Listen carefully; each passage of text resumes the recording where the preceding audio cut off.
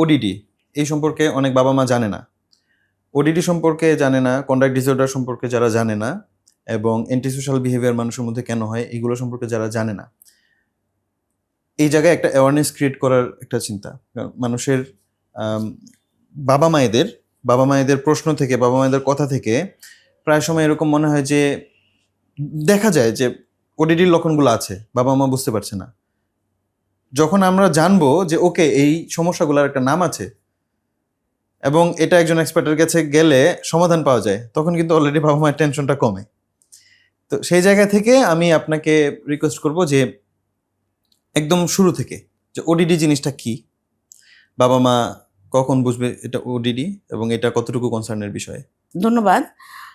Odd elaboration হচ্ছে oppositional defence disorder.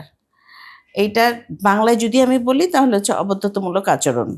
হ্যাঁ, এখন অবাধ্যতামূলক আচরণ এই ঘটনাটা, ওডিডিটা সাধারণত ঘটে বা লক্ষ্য করা যায় খুব অল্প বয়সে, খুব আর্লি স্টেজে।